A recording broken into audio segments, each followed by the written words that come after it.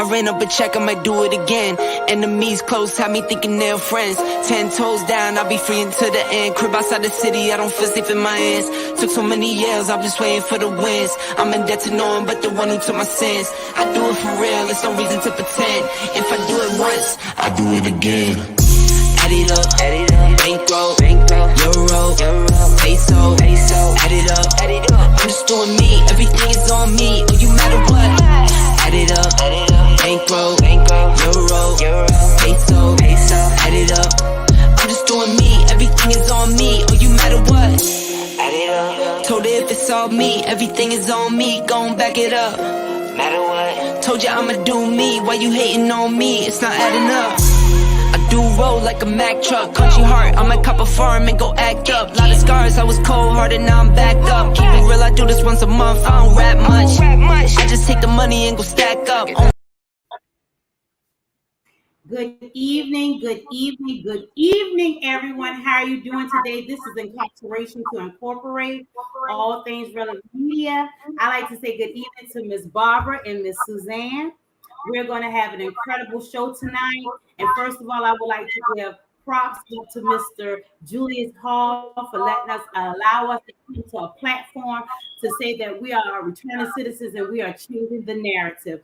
Also to AB, who was the brain of this operation, Incarceration to Incorporate. I just want to say good evening to you beautiful ladies.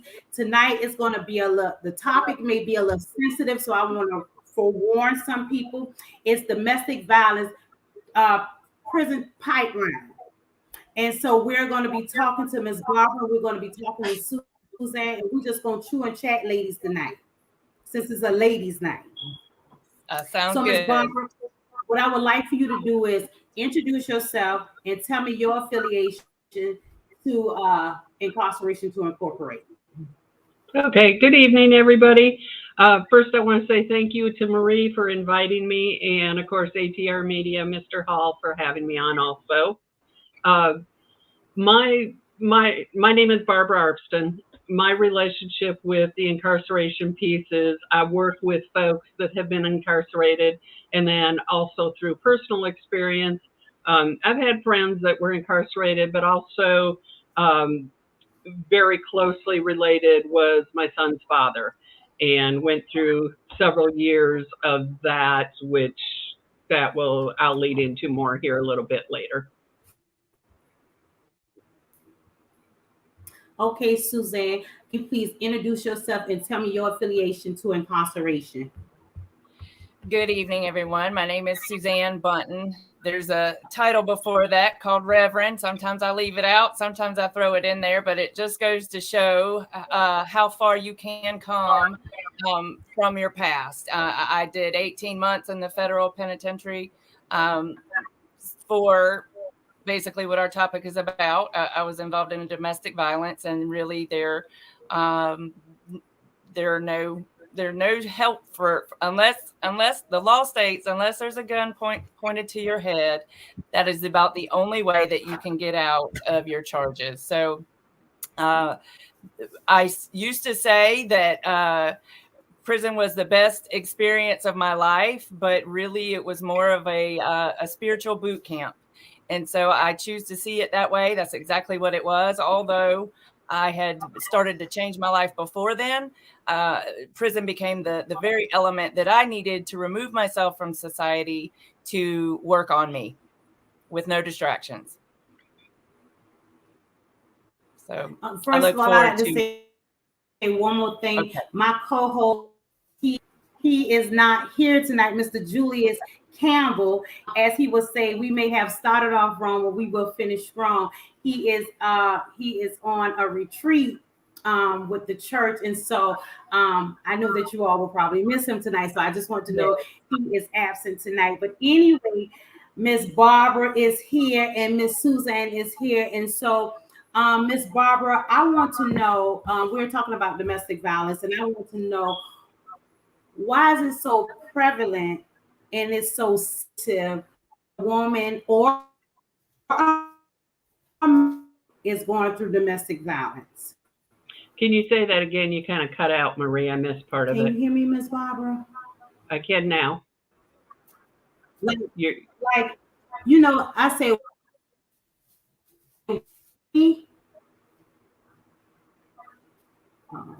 Miss Barb, Maybe why is it so prevalent in today's society? What has Suzanne, you can changed? hear me? Yes, it did cut out on my end as well. I couldn't really hear your question, yeah, but I think because Barbara, you've got to see it every yeah. So let's talk about, let's start with it in general. Okay. So when we talk about domestic violence, that's a large umbrella because that can also include with family members, right? Okay. It might be a brother and a sister. It might be a mom and a son. Mm-hmm. What I am work more with and am more in tune with in my own experience is the intimate partner violence. Okay, that's you and a significant other. Right. All right. So with that being said, why is it so prevalent? My theory is, well, first of all, we'll say, let's remember what intimate partner violence, domestic violence is all about. It's about power and control. And that is the main premise of it. Okay. It's when a person tries to take total control or does take control of another person. All right. Why is it so prevalent? For one thing, let's look at, I feel like, especially in today's society, there's a real lack of coping skills. Okay. So, when somebody is feeling threatened, when somebody is feeling a lack of self-confidence, when somebody is feeling, some of those other things where actually it's an inward thing with themselves, in order to step up, they're trying to take that control, which, psychologically we can go into that way back, but I'm not going to go there. Okay. So that's part of it, right? The other part is, let's talk about when you hear very often, well, why didn't she just leave? There's so many reasons why a victim is not going to leave that situation. There can be threats in your life. There can be threats on your family. You may not have the financial means to go anywhere else. If there's children involved, that's going to compound the situation as far as making it harder to get out of there. The highest fatality rate with domestic violence, intimate partner violence, is when a person is getting ready to leave. Now, I want to first clarify when I say a woman, you may hear me say talking about women a lot through this. I am not saying that men are not victims also, and I've worked with men as victims. It's just that normally the rate for women is higher, and I truly believe a lot of that has to do with it's harder for men to report just because of the way we raise our men, okay? But so going back to that, so the woman, there's so many different reasons why she may not leave. And actually, they used to say the average time for a woman to go back to her abuser is 7 times before she'll get out of there totally. Okay. We also look at, if this is a situation where somebody's in a rural area, there may not be resources, and like I was saying, the most lethal time for a woman to get out of that situation is when the abuser has now realized that, okay, she's serious. I've lost control. And that's when you'll hear about those situations, the murder-suicide ones, or where he's saying, if I can't have you, nobody's going to have you. Those type of situations. Okay. Like I said, sometimes it's a lack of resources. Sometimes the victim doesn't even realize the resources are out there to help them, or they try to just do it on their own because for whatever reason, which when you're in that lethal situation, that's the worst thing you can be doing. And that's where advocates come in and are so important, because they can help you make a safety plan to get out safely. And, there's just so many steps to it. So, as far as prevalence, it's always been here. I think it's just a matter of it's been redefined. Right. And it's been acknowledged more. and advocates are really out there working. Activists are out there working now. My passion with it is I'm a survivor. So when I was healed enough in my part of my journey of healing, and I felt like I could step out there and help somebody else, absolutely. That's what I started doing, and that's what I will continue to do. And thankfully, God gave me the gift to be able to help somebody in that manner. Exactly. So, of course, and when I see our youth, when I see, these unhealthy relationships that our youth are getting into, it scares me to death. And that's one of the things. I've started my own business. It's called, Transformations Consulting and Support, LLC. Next Wednesday, there's a pep rally in Savannah on Pennsylvania Avenue for the kids that have gotten out of school. I'll have a table there if anybody's interested. Or you can contact me. I'll have information as far as healthy relationships. And I'm going to be doing a series of training for that if you want to get your kids involved in that. You can find my information. I don't have a website right now, but I do have a Facebook page, and you can follow stuff on there. Also on June 23rd, Marie and I are going to be doing a Zoom, and we're going to be talking about our stories, and we're going to go into that a little bit more, into our stories and how we got out and where we're at with it. And, I'll be educating on those red flags to watch for, and what does this, unhealthy relationship really look like and encompass. And that's so important, because a lot of times when I've worked with victims, I'll hear, well, he didn't hit me. It's not a big deal. Mm-hmm. No, that's wrong. Because you know what? That verbal, emotional, psychological abuse leaves bigger scars than that outward appearance scar most of the time. So, sometimes when I'm working with them, and I'll say, okay, let's look at this and let's identify how healthy your relationship really is. I've had women just sit down and start crying and saying, Right. I had no idea. Mm-hmm. I didn't even realize how unhealthy this is. So then let's look at that. Okay, if you've got kids, what are you putting across to your kids? Mm-hmm. And, the detrimental effects on the kids when they're involved in situations where intimate partner violence, domestic violence is just mind-blowing, what it can do to the kids. And Suzanne, you had children around at that time, if I remember right, so you can maybe talk a little bit on that. Yes. When I was with my abuser, my son hadn't been born yet. Now, throughout the years afterwards, because I was not physically with him after about a year, but for almost 21 years, this man harassed, stalked me, you name it. Wow. So he was very much a part of our lives then. And, my son could attest to some of that we went through. Right. But, if that's something you want to touch on, Suzanne? Sure.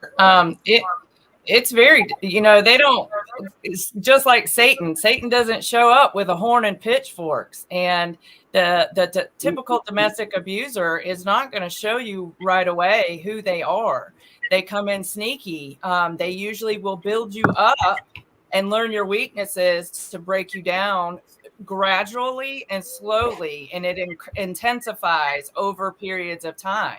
So with my kids, originally, they thought Dad was the greatest, but now that they've gotten older, we'll have conversations, and they'll remember that they had questions about this and they had questions about that. Of course, too, they were able to see the end result heighten to him being just abusive in every way, shape, or form, because he was under the influence of drugs. And after that, he wasn't so good at hiding it anymore. But it is a slow process that kills. And the question you brought up about why can't you just leave? Why can't you just tell somebody is one that I was posed with often. And I had no control over my money. I was forced to do all the work. And then they get into your weaknesses, to your self-esteem, and they make you feel like you're not going to find anyone to love your kids more than their own dad. You're not going to find anyone better. How are you going to support yourself? And then it even gotten to the point where he was doing criminal activity, and I would drive him places and I wouldn't know how deep it was until way later, and he presents it with me, and next thing you know, I am thrown into the case right there with him when I had just learned about it 3/4 of the way in. So, and I can say, after the meeting women that I have while behind serving my sentence, at least 90% of the women in there. Now, this is my own statistic. I don't claim to get this from anywhere, but at least that amount was there and incarcerated because of being involved with a man who tricked them in some sort of kind of way to do the illegal activities that they did to land themselves behind bars. And getting away is that. Oh, go ahead. Getting away is not as easy as it seems. You actually you fear the alternative. A lot of people are messed up ahead of time before meeting it. With childhood, sometimes people can have dominating, controlling parents. So becoming with a person who is dominating and controlling seems normal. But also there becomes a fear that, well, if I'm not with him, I'd have to go back there. And which one is worse? So you start to weigh out the pros and cons of which evil is the lesser of the two. And you don't see the ray of hope. So I did have to go to a victim witness program to eventually get a restraining protective order away from him. But he was giving my name and my pictures out to mafia people involved in gangs so that he could get drugs on that premise, knowing that they know who his family is. And if he didn't pay, his family would pay the ultimate price. So it can get deep. And this is a person who led me to Jesus. So it's like it's the craziest story ever, but it happens. They can be successful. They can be lawyers themselves. They can be doctors. You just don't know. And a lot of women, they ignore those red flags. They'll feel it in their gut, or they'll see the red flags and they'll cast it off as their own insanity or their own just crazy thinking. So I would love to encourage anyone that has ever had some kind of thought or just bad feeling altogether, even if you don't have proof, to follow that instinct and to get out of there before it's too late. I think you made a good point too. I was going to say, Suzanne. Yes. What? Yeah. You can hear me, Ms. I was going to say, yes. Okay. Go ahead. You can go ahead, Ms. Barbara. I'm sorry. Okay. When Suzanne brought up the addiction part, it just made me think too about how, involved in it during the victimization, but also let's look at, a lot of times that's what we use as coping skills on our journey of trying to heal, even if we got away. Yeah. Because PTSD is very real. It is. And PTSD can go on for a very long time. Right. And if you don't learn how to identify those triggers, it can be, it can make life very challenging. So what do some of us turn to? We turn to the alcohol, we turn to the weed, we turn to whatever. Right. Okay. So once you get caught up in that addiction role, okay, once again, here's your pipeline to incarceration. Right. Right. Where directly he's not involved, but indirectly you're certainly in that situation because once again, leading back to that domestic violence. I agree. I've often said that a lack of coping skills is the reason for a lot of what we experience today. They don't teach that in high school or the public education.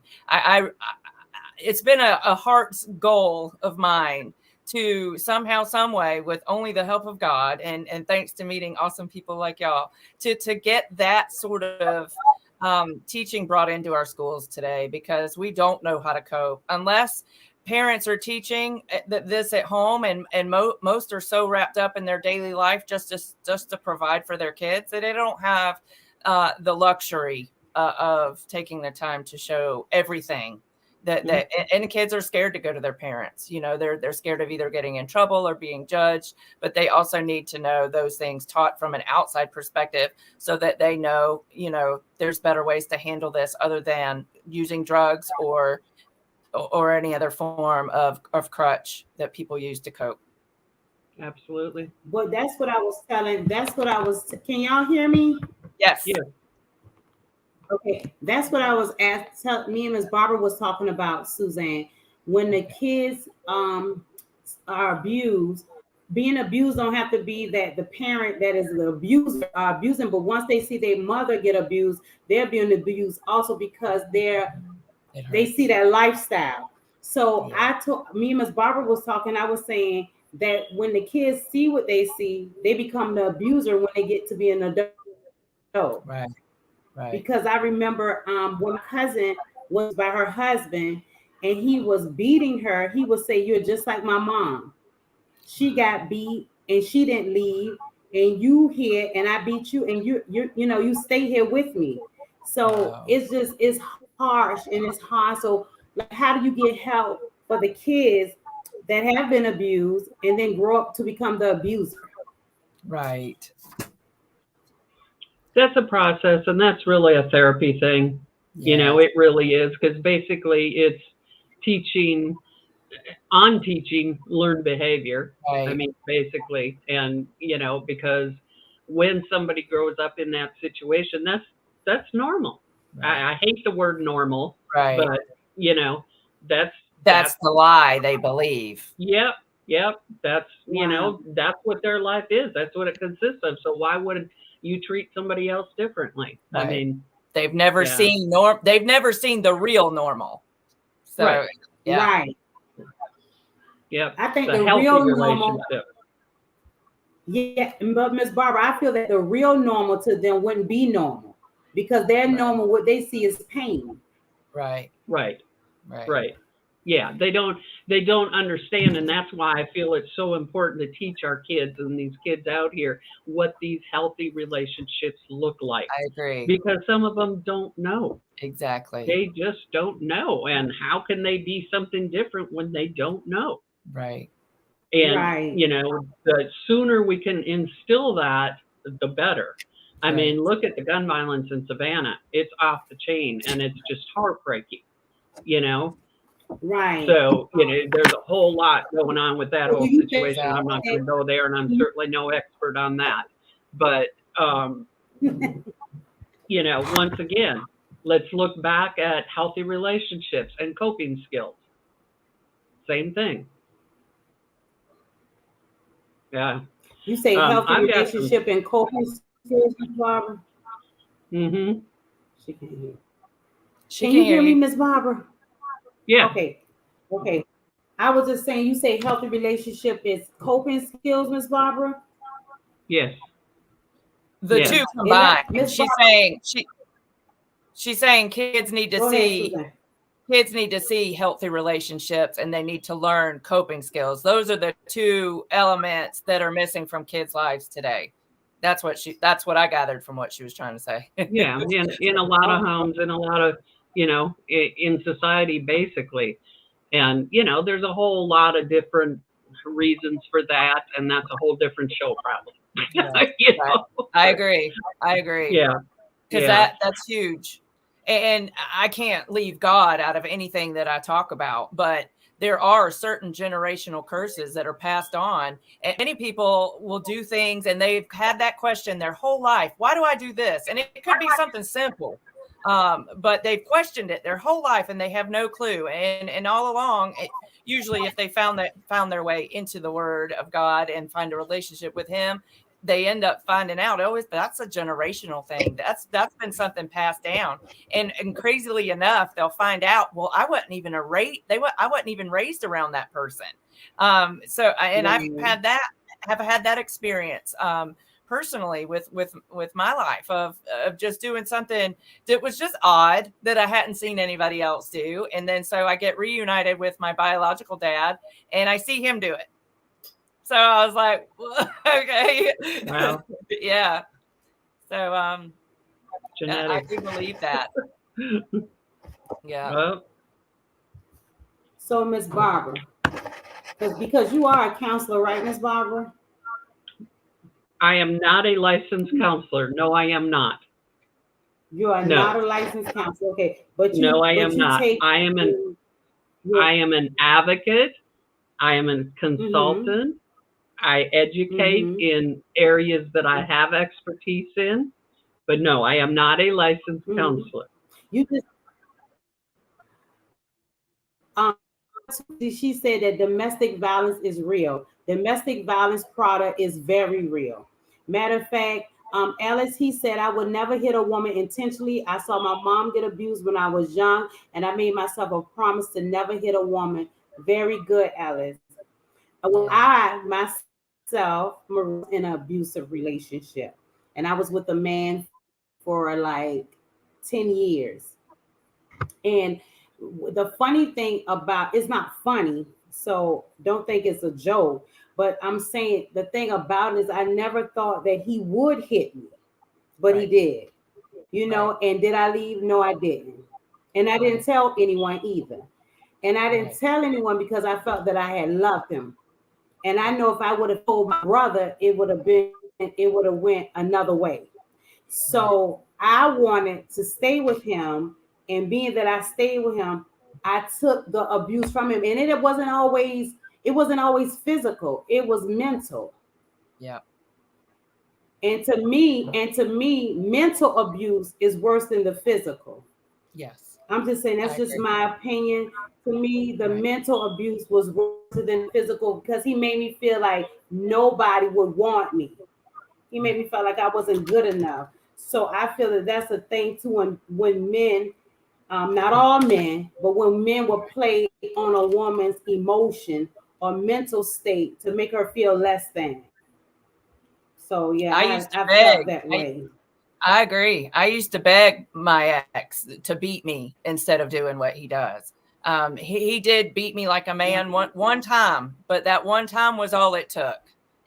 Whatever doubt I had towards doing whatever he told me to do went away after he beat me like a man. And I never saw this person as a violent person. He was always all mouth.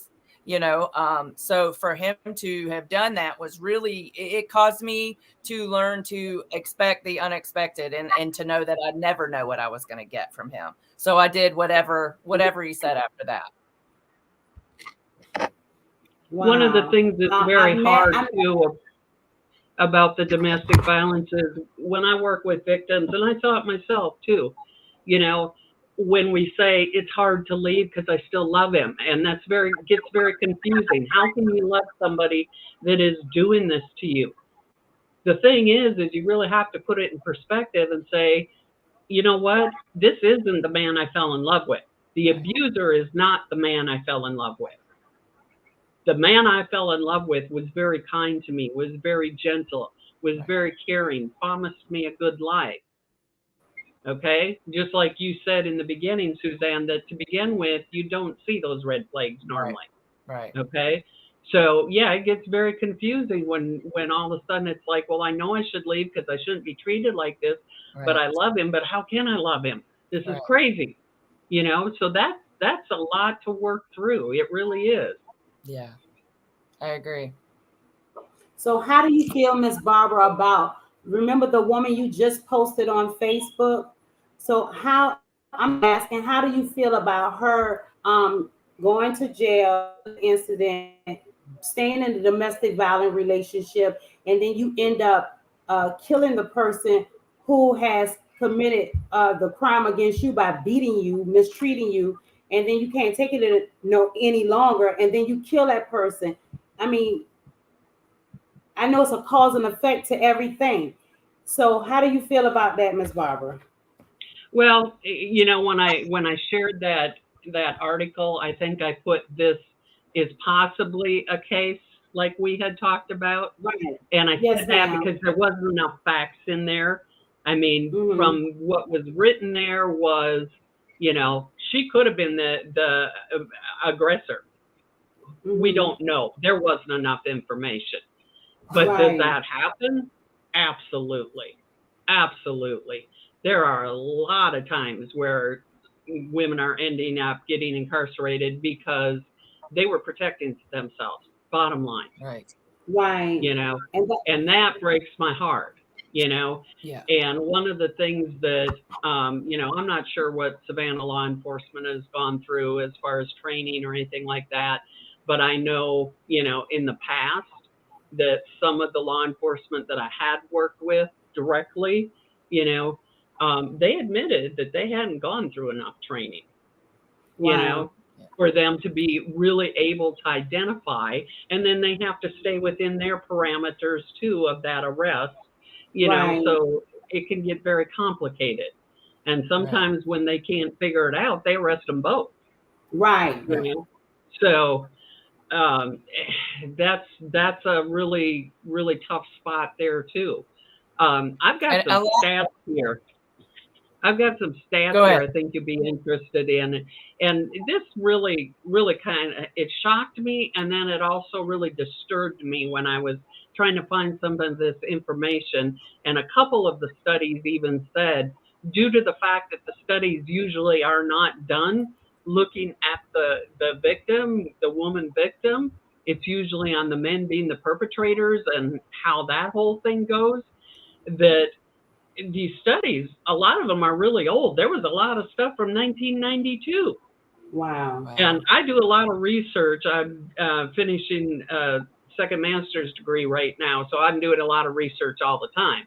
And one of the things is I like to have current research. So this was like 1992, but Wow.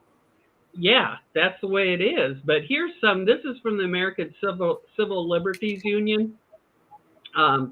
79% of women in federal and state prisons reported physical abuse, and over 60% reported past sexual abuse. Yes. Women in prison are 3 to 4 times more likely than male prisoners to have experienced abuse, whether as a child or an adult. As many as 90% of the women in prison today for killing men had previously been battered by those men. And that's the stat that you gave too, off of your own experience, Yeah. right, Suzanne? Yeah. Yeah. Yeah. And then now this, I will say this is from 1992, so I don't know how much this has changed, but I would guess it's probably still pretty much on the same spectrum. The years may be a little different, but this is the average prison sentence of men who kill their female partners is 2 to 6 years. Women who kill their partners are sentenced on an average to 15 years, despite the fact that most women who kill their partners do so to protect themselves from violence initiated by their partners. Wow. Yeah. See, a Wow. lot of women don't speak out because they feel like, for one, they won't be believed. For another, there's very little proof, especially if it's a mental manipulation type thing. Because for one, the abuser is very good. He can pretty much sell ice to Eskimos would be an understatement. That's just how good they are. They can, you know, and so a lot of women don't come out. And when they don't come out, the rage within them builds up. When I started to have thoughts that I wanted my husband dead, I realized, okay, something's not right with me. And I can't do that because it's my kid's dad. But that is really the thought. When that thought happened, that thought gave me the fuel that I needed to push myself to get out of there, no matter what I had to face on the other side of it. And granted, we had to live in a garage, as I mentioned the other day, after that. But I'm telling you, I adored that garage so much. You know, better than safe space. Yeah. Yes. And a lot of women, they don't know that. They don't know that being away from it is so much more of a freedom that you've been missing out on. And when you do get out of it, you realize exactly how bad it was. How old were your children at that time, Suzanne? When we left, I went to prison. When I went to prison, they were 2 and 3 years old, and then I had this. I had what I thought was a sign from God to go back to him as long as we got counseling. He had agreed to do that, and also too, he was on probation. So I kind of had that security blanket. He was on probation for about 3 years, and he was a totally different person. Again, this man led me to the Lord. But after those 3 years of him being on probation, he went back to his addiction. He went back to his old ways. And of course, that was a slow process. So when I finally left him to be in the garage, my kids were 7 and 6, I believe. If not, they were 7 and 8. But it was about 2 years that they got to see it. And another thing too is that I remember my dad abusing my mom physically. But as soon as my mom met someone else, she took us away from the state. So I went a period of time without being around my dad, and I had mixed feelings about that growing up. I kind of blamed my mom more so than my dad. So I didn't want my children to have that question. I wanted them to know the type of person, I wanted them to know that I had tried everything to make it with their dad, and I wanted them to see for themselves that life isn't supposed to be this way, and they realize that. Now, had he come against my kids in some way, I'm probably and it did get to a point where he would get in my son's face and scream at him, and that I called the cops after that. But yeah, so they were young, and we do talk about it all the time. I've brought them to counseling, but they also have that mindset that they don't want to be around him. They definitely don't want mama with him. And that was something that I didn't have growing up. So did counseling help you, Suzanne? Me personally, yeah.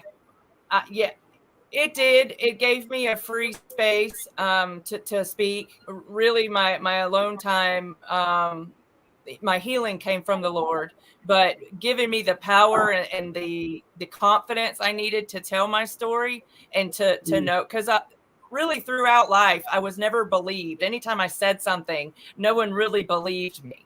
But I knew that when I went to my counselor, she believed me.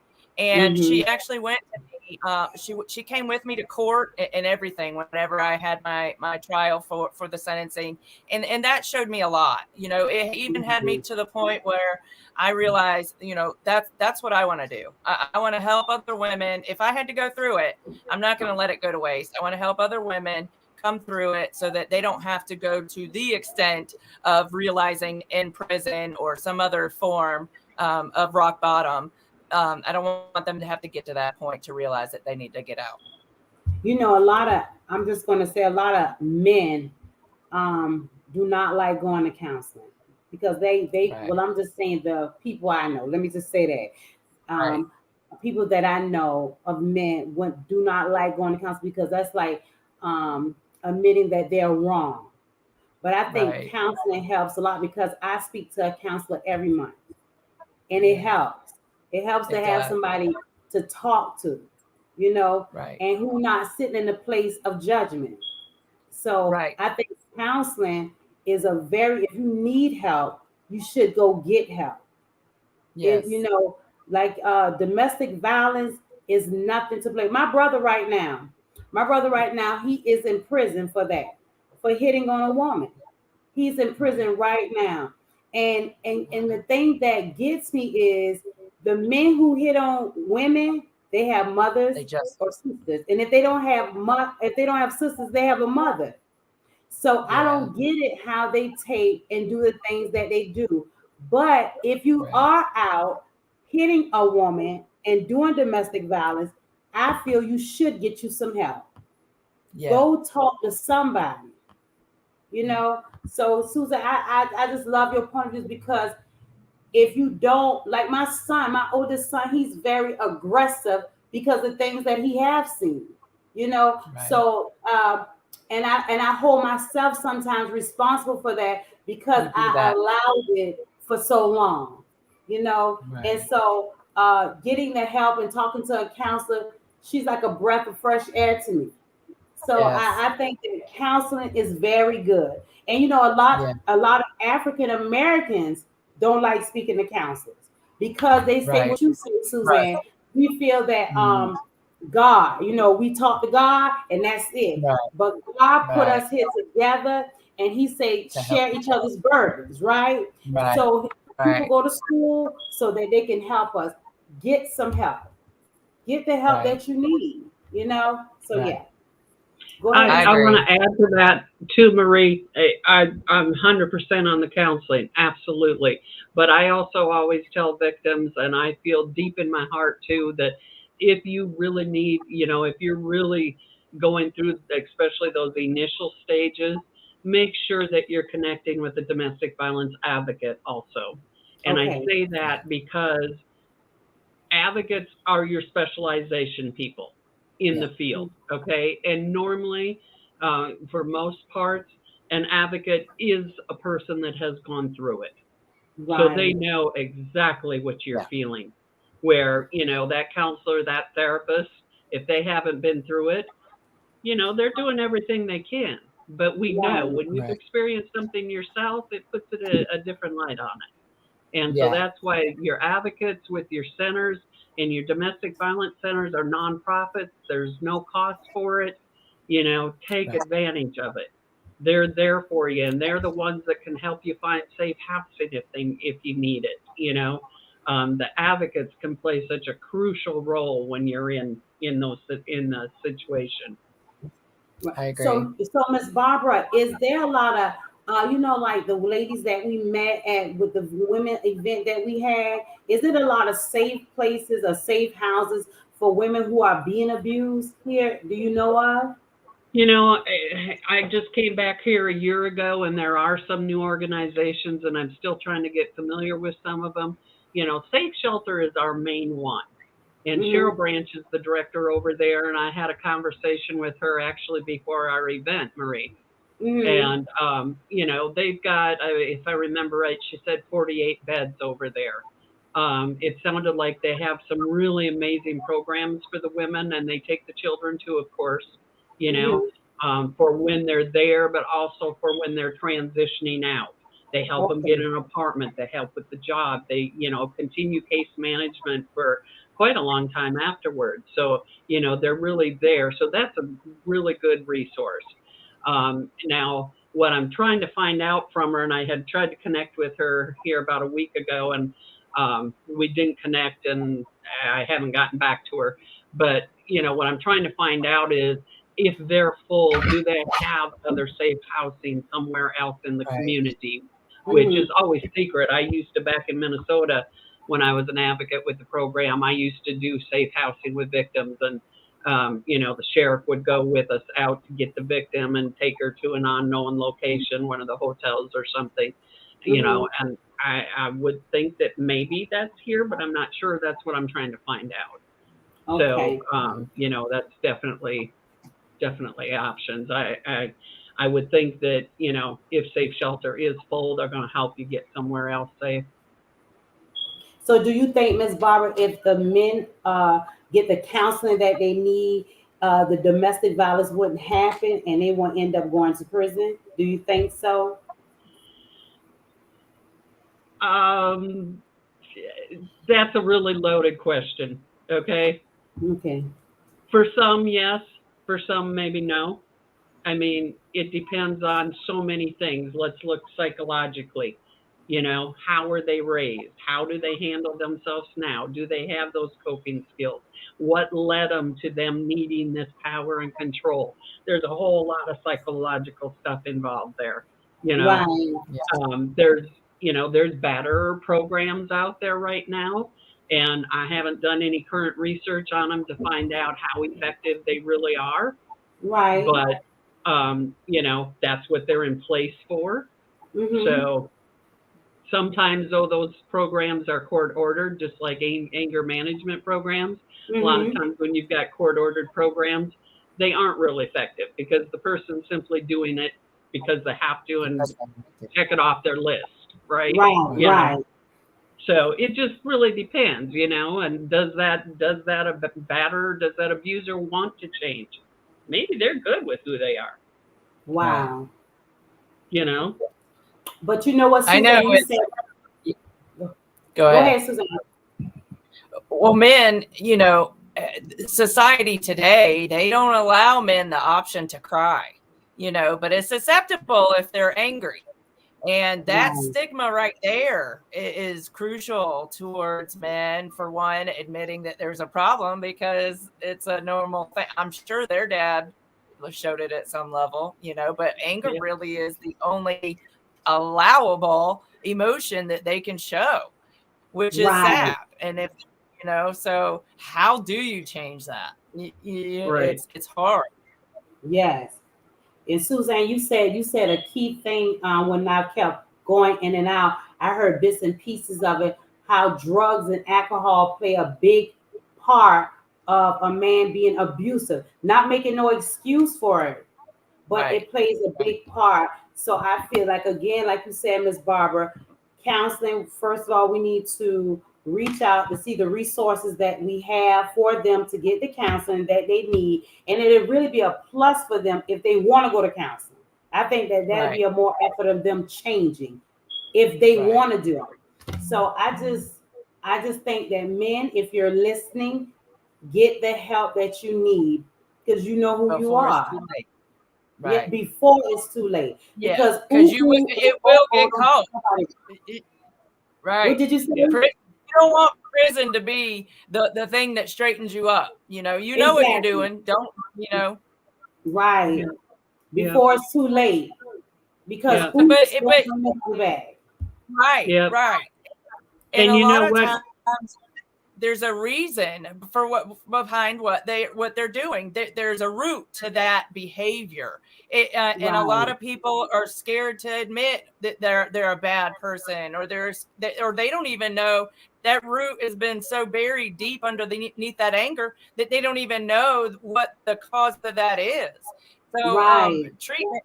You know, and I never wanted prison for my kid's dad. I wanted him to get true reform. I wanted Right. his dad started using drugs with him at the age of 13 and also beat their mother. Wow. So I always had a soft spot for that because I did understand. Um, and with me, I was raised watching it, you know. So and usually hurt people hurt others, and so if we could Right. address that hurt before they hurt others, I think that would do a lot of good if people are willing to seek the help and admit it.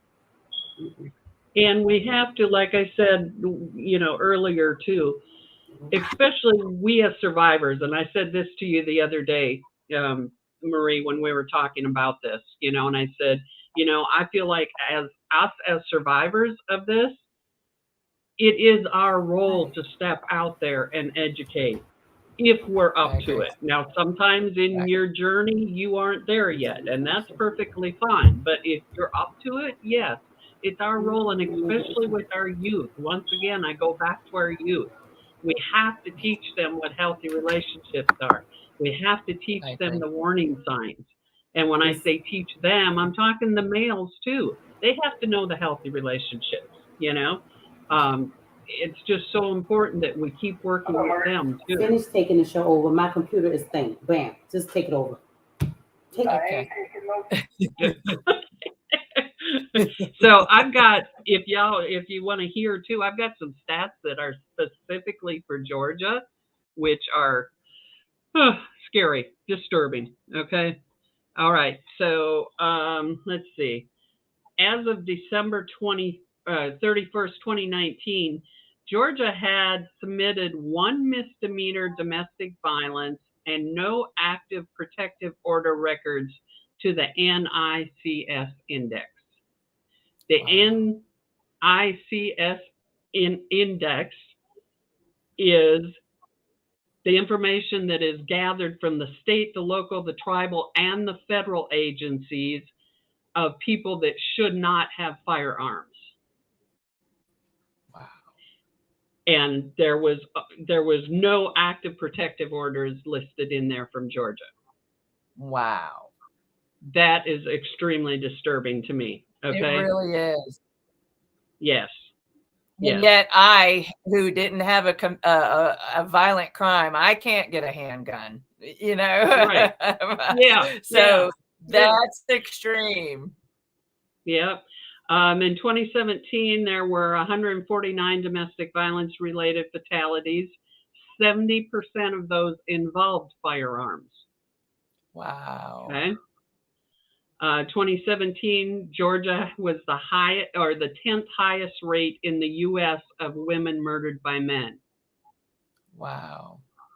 Yeah. Yeah. On a typical day, this is in general, this isn't just Georgia now. On a typical day, Right. local domestic violence hotlines receive approximately 19,159 calls, which is an average of approximately 13 calls every minute. Wow. Abusers' access to firearms increases the risk of intimate partner femicide at least 5-fold. When firearms have been used in the most severe abuse incident, the risk increases 41-fold. So I'm not going to go into gun laws, but I just want you to keep that into perspective, okay? Right, right. 65% of all murder-suicides involve an intimate partner. 96% of the victims of those crimes are female. Wow. Yeah. Yeah. Yeah. It's, That's you know, and that's, truth. yeah. That's hard-hitting truth right there. And something's got to be done. Barbara, what can, because see, I was in a situation where he controlled my money. He controlled my car. I wasn't allowed to sleep with clothes on because he feared that if I wouldn't leave, and he knew that if I made noise getting my clothes, it would wake him up. So, you know, in a situation like that, what can a female do to get out of there other than calling? Because a lot of times, I know it's difficult. I've called the safe shelters, maybe not that one specifically, but you know, the same kind of thing. And even looking online, I do love it when you go online and look stuff up. They'll have a quick exit button. Because if your abuser walks in, but like I wasn't allowed a phone, I didn't have internet, and then I had to be around him basically all the time. So in some situations, it's definitely more difficult to get out of than others. But are there more ways for women to contact and get in touch with? I kind of wish we could send messenger pigeons, you know, if we could train because really that's the only surefire way to help women. I think that's when you have to get really creative, where it might even be when you go to the grocery store, you slip somebody, the cashier, a note of paper and say, hey, I need you to, you know, whatever. Right. The National Domestic Hotline, the National Center for Domestic Violence has a hotline. There's a crisis line. Safe Shelter here has a crisis line too, but for anybody that's out of this area, okay? Right. You know, that situation is hard. It really is. And that's when you need to somehow be able to connect with an advocate. You also need to set up stuff with, like, you might set up with a neighbor. You know, if possible, set up with a neighbor that, hey, okay, I normally don't have my outside house light on, the yard light. Right. If all of a sudden you see my yard light is on, you need to call 911. Wow, that's good. Yeah. Okay, you know, so there's stuff like that you can set up if you can find the opportunity to do it. Okay, ladies, the time is winding down. And I so appreciate you, Miss Barbara and Miss Suzanne, for coming on talking about domestic violence, how it is a pipeline to prison, and trying to offer the different resources for the women to have a way to get safe, to be safe. So what I would like for you to do, Miss Barbara, and just we in 55 minutes. So what I like for you to do is, what was your last remarks? What would you like to say? I'd just like to say, like I said, the education piece is so important. Connecting with the right people is just crucial when you're being victimized. So, take advantage of those national hotlines if that's what you need to. Get connected with that advocate, because that's your key right there. They can help you with the safe housing. They can help you with the escape plan. They can help you with all that stuff, definitely. I'm not myself doing any of the safe housing.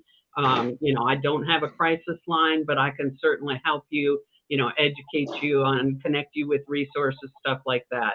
Again, my business is Transformations Consulting and Support LLC. You can Google that, find it on Facebook, and you can follow along on there and stuff I'm doing too. And I'm going to be setting up some virtual classes and support groups, if that's needed. So, stay safe out there. Okay, yeah. Suzanne, time is winding down. It's 56 minutes. Tell us, do you have any last remarks? I would just like to encourage anyone to either you're the abused or the abuser. Make that decision today to want better and to be better, because there is always room for improvement. If you look around your house, I'm sure there's some kind of area that needs attention, and you would do everything you could to fix it because you're going to need that area of your house. Well, how much more valuable is your state of mind and your being? Decide to make a better choice for living today. Get out there, make that change, and so that you can help others. Leave no one behind. And use your story to help others. There's a reason. If you had to go through it, the only way to bring good out of it is to use it to help others. So I would encourage you to do that. Don't be afraid. It actually brings healing the more you tell it. Yep. Well, on behalf of Marie, myself, Julius Campbell, Julius Hall, AB, we thank you for watching Incarceration to Incorporate. Good night, everyone. Good night. Thank you. Good night. Thank you.